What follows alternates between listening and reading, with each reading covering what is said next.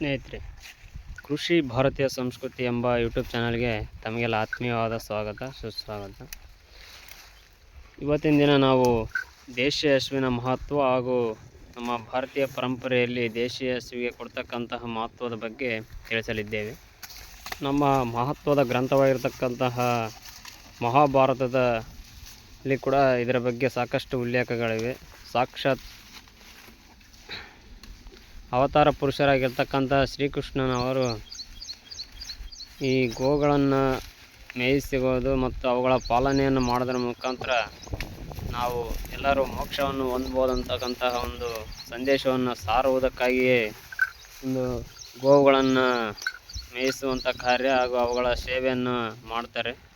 ಅವರ ಅವತಾರ ಪುರುಷರಾಗಿ ಬಂದಾಗ ಅವುಗಳ ಸೇವೆಯನ್ನು ಮಾಡಿ ನಮಗೆಲ್ಲ ಆದರ್ಶಪ್ರಾಯರಾಗಿದ್ದಾರೆ. ಹಾಗೂ ಈ ಗೋವಿನ ಮುಖ್ಯವಾಗಿ ಯಾವುದೇ ಒಂದು ದೇವ ಕೈಂಕರ್ಯಗಳಲ್ಲಿ, ಅಭಿಷೇಕಗಳಲ್ಲಿ ಹಾಗೂ ಮಾಡಬೇಕಾದ್ರೆ ಪ್ರಮುಖವಾಗಿ ದೇಶಿ ಗೋವಿನ ಹಾಲುಗಳನ್ನು ಬಳಕೆ ಮಾಡ್ತಿದ್ರು.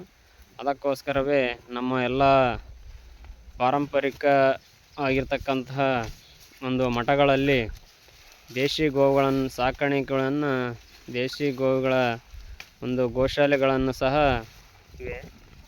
ಹಾಗೂ ಇದರ ಔಷಧೀಯ ಗುಣಗಳನ್ನು ಸಾರಬೇಕಾಗಿರ್ತಕ್ಕಂಥ ಅವಶ್ಯಕತೆ ಇದ್ದದ್ರಿಂದ ಅವುಗಳನ್ನು ದೇವ ಕೈಂಕರ್ಯಗಳಲ್ಲಿ ಬಳಸೋದ್ರಿಂದ ಈ ಒಂದು ಗೋವುಗಳನ್ನು ಜನ ಹೆಚ್ಚಾಗಿ ಸಾಕ್ತಾರೆ ಅಂತ ಕಾರಣಕ್ಕಾಗಿ ಕೂಡ ನಮ್ಮ ಹಿರಿಯರು, ಪಾರಂಪರಿಕರೆಲ್ಲ ಇವುಗಳನ್ನು ಬಳಕೆಗೆ ತಂದರು.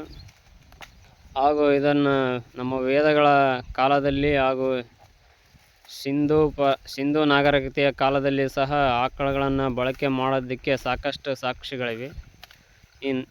ಯಾವುದೇ ಒಂದು ನಮ್ಮ ಪರಂಪರೆಯಲ್ಲಿ ಎಮ್ಮೆ ಅಥವಾ ಇನ್ಯಾವುದೇ ಹಾಲುಗಳಿಂದ ಅಭಿಷೇಕಗಳನ್ನು ಮಾಡೋದಿಲ್ಲ. ಏನಿದ್ರೂ ದೇಶೀಯ ಹಸುವಿನ ಹಾಲಿನಿಂದನೇ ಮಾಡ್ತಾರೆ. ಹಾಲಿನ ಮೊಸರು, ತುಪ್ಪ, ಬೆಣ್ಣೆ ಹಾಗೂ ಬೆಲ್ಲ, ಜೇನುತುಪ್ಪ, ಹಸುವಿನ ಗೋಮೂತ್ರಗಳನ್ನು ಬಳಕೆ ಮಾಡ್ತಾರೆ. ಇದಕ್ಕೆ ಕಾರಣ ಇದರಲ್ಲಿರ್ತಕ್ಕಂಥ ಸಾಕಷ್ಟು ಔಷಧೀಯ ಗುಣಗಳು. ಹಾಗೂ ಈ ನಮ್ಮ ಹಸುವಿನಗಳು ಈ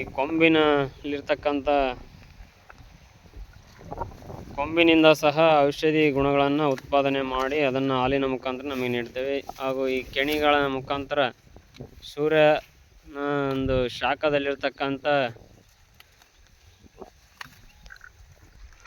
ಸುವರ್ಣಕ್ಷಾರ ಎಂಬ ಒಂದು ಅಂಶವನ್ನು ಕೂಡ ಹೀರಿಕೊಂಡು, ಹಾಗೆ ರಾತ್ರಿ ಸಮಯದಲ್ಲಿ ಚಂದ್ರನಿಂದ ಬರ್ತಕ್ಕಂಥ ಬಿಸಿಲಿನಿಂದ ಒಂದು ರೀತಿಯ ಔಷಧಿ ಗುಣವನ್ನು ಅದರಿಂದ ಗ್ರಹಿಸಿ ತನ್ನ ಹಾಲು ಮತ್ತು ಗೋಮೂತ್ರ, ಗೋಮಯಗಳಲ್ಲಿ ನಮಗೆ ನೀಡುತ್ತದೆ.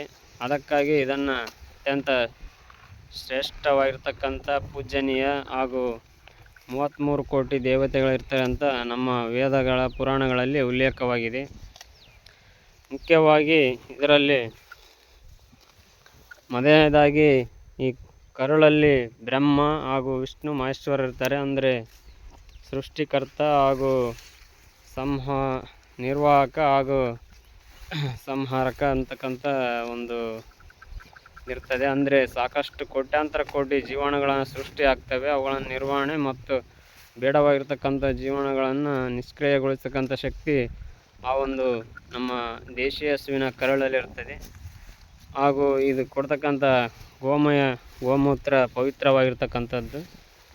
ನಮ್ಮ ಪುರಾಣಗಳ ಪ್ರಕಾರ ಈ ಒಂದು ಗೋಮೂತ್ರವನ್ನು ನೀಡ್ತಕ್ಕಂಥ ಜಾಗದಲ್ಲಿ ಲಕ್ಷ್ಮಿ ವಾಸ ಮಾಡ್ತಾಳೆ ಅಂತ ನಮ್ಮ ಹಿರಿಯರೆಲ್ಲ ನಂಬಿದ್ರು. ಅಂದರೆ ಈ ಹಾಲಿಗಿನ ಹೆಚ್ಚಿನದಾಗಿ ಗೋಮೂತ್ರಕ್ಕೆ ಹೆಚ್ಚಿನ ಪ್ರಾಧಾನ್ಯತೆಯನ್ನು ನೀಡ್ತಾ ಇದ್ದರು. ಇಂದಿನ ಆಧುನಿಕ ಕಾಲದಲ್ಲಿ ನಾವು ಇದನ್ನೆಲ್ಲ ಮರಿತಾ ಇದ್ದೀವಿ. ದಯಮಾಡಿ ಹೆಚ್ಚಿನದಾಗಿ ಗೋವುಗಳನ್ನು ಸಾಕಾಣಿಕೆ ಮಾಡಿ ರೈತರು ಸಾಕಣೆ ಮಾಡದೆ ಆಗ್ತಿರ್ತಕ್ಕಂಥವ್ರು ಗೋಶಾಲೆಗಳಿಗೆ ಒಂದು ಅನುದಾನಗಳನ್ನು ನೀಡುವ ಮುಖಾಂತರ ತಮ್ಮ ಹಸುಗಳನ್ನು ಗೋಶಾಲೆಯಲ್ಲಿ ಕೂಡ ಸಾಕ್ಬೋದಿರ್ತಕ್ಕಂಥ ಸಾಕಷ್ಟು ಸೌಲಭ್ಯಗಳನ್ನು ಈಗ ನಿರ್ಮಾಣ ಆಗಿದ್ದಾವೆ. ಎಲ್ಲರೂ ಇದನ್ನು ಬಳಕೆ ಮಾಡ್ಕೋಬೇಕು. ಹಾಗೆ ನಮ್ಮ ದೇಶೀಯ ಹಸುವಿನ ಬಗ್ಗೆ ಇನ್ನೂ ಹೆಚ್ಚಿನ ಮಾಹಿತಿಯನ್ನು ನೀಡ್ತೀವಿ. ನಮ್ಮ ಚಾನಲನ್ನು ಲೈಕ್ ಮಾಡಿ, ಶೇರ್ ಮಾಡಿ, ಕಮೆಂಟ್ ಮಾಡಿ. ಧನ್ಯವಾದಗಳು.